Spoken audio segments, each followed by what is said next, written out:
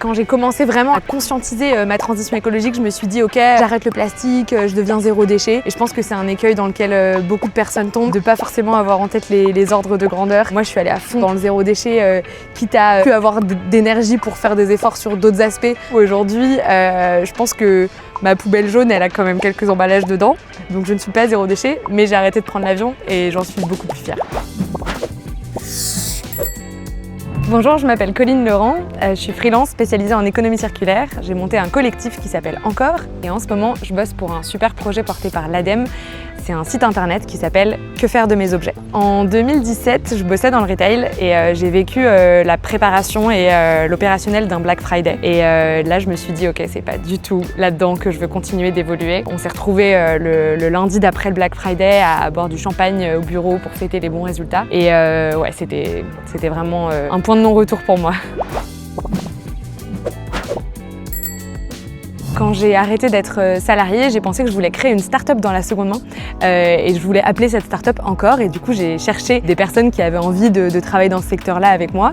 On a fait plein de tests et puis on s'est rendu compte qu'on voulait pas du tout créer une start-up en fait et du coup on a créé un collectif de freelance qui nous permet d'être visible sur nos thématiques qui sont la seconde main et l'économie circulaire, mais de travailler de façon hyper fluide avec tout type d'acteurs comme des institutionnels, des associations, des startups ou des plus grosses entreprises, mais toujours sur nos thématiques qui nous font vibrer et sur nos domaines d'expertise les unes les autres. Et le fait d'être structuré en collectif, ça nous permet d'avoir un groupe de soutien, d'avoir des personnes avec qui on partage nos actus professionnels. C'est vrai que quand on est freelance, parfois on peut se sentir un peu isolé, donc c'est chouette d'être ensemble pour ça. À l'origine, l'idée qu'on voulait explorer, c'était de raconter l'histoire des objets pour amener en fait des publics hyper éloignés de la transition écologique et de la seconde main à consommer justement plus circulaire.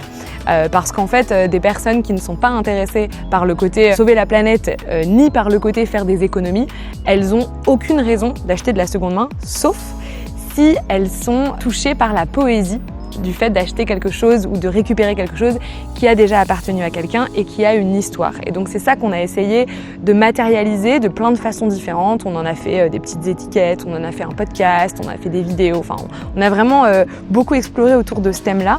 Et on s'est rendu compte effectivement que quand une personne a deux produits entre les mains et qu'il y a un de ces deux produits dont elle a la possibilité de connaître l'histoire, elle va forcément préférer cette option-là. Nous, on n'a pas réussi à en faire quelque chose de systématisable, mais c'est quelque chose qu'on va venir distiller dans toutes nos missions à chaque fois qu'on travaille avec des acteurs de la seconde main, d'aller chercher où est-ce qu'on peut créer de la valeur émotionnelle autour d'un produit pour le rendre encore plus désirable et que le fait d'être de seconde main, ce soit pas quelque chose qui vient en moins, mais quelque chose qui vient en plus. De prendre le temps de s'arrêter sur mais est-ce que j'ai pas envie de garder cette chemise même si elle est tachée et qu'elle n'est pas de super qualité à la base, mais en fait je vais quand même passer du temps ou payer un petit peu pour la réparer parce qu'elle a une valeur émotionnelle. Je pense que c'est vraiment quelque chose qui peut nous aider à construire un récit plus désirable pour les pratiques d'économie circulaire, que ce soit la réparation mais aussi le réemploi, pour qu'on arrête de jeter des choses en se rappelant à quel point on a été heureux quand on les a acquises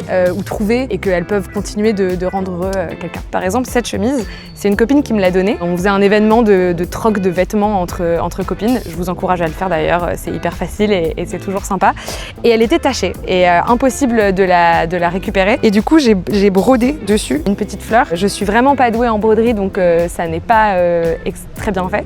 Mais de loin, ça se voit pas. Et ça me fait un petit souvenir. Quand je mets cette chemise, il y a cette broderie qui me rappelle où est-ce que je l'ai eue, l'histoire qu'elle a, le bon moment que j'ai passé, à quel point j'aime cette amie. Finalement, la valeur émotionnelle de cette chemise, c'est ça. Alors que mon amie, elle était prête à se séparer de cette chemise, à la mettre dans une bande de dons.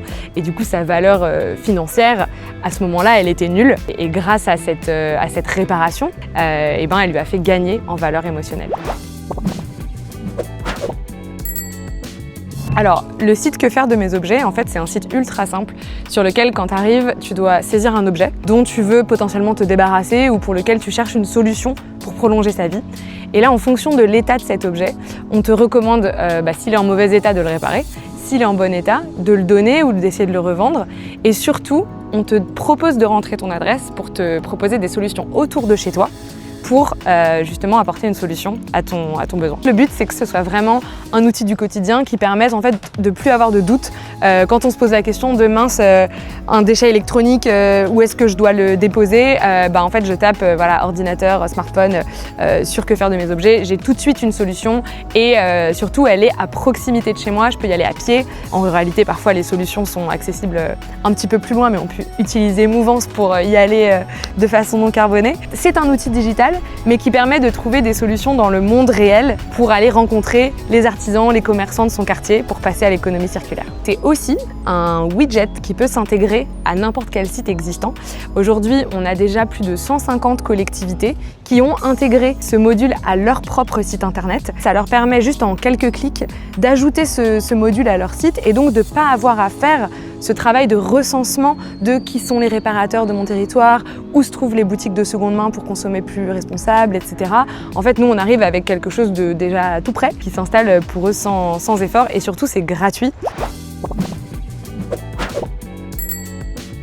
Il y a pas mal de gens qui pensent qu'ils ne pratiquent pas la seconde main ou qu'ils ne consomment pas du tout circulaire, alors qu'en fait, ils portent les vêtements de leurs amis, ils ont récupéré des équipements de leurs frères et sœurs, de leurs voisins, etc. En fait, ça, c'est déjà de l'économie circulaire. Quelque part, si on tire vraiment le trait, on peut se dire que quand on mange au resto, on réutilise les couverts des autres. Quand on dort à l'hôtel, on réutilise les draps des autres.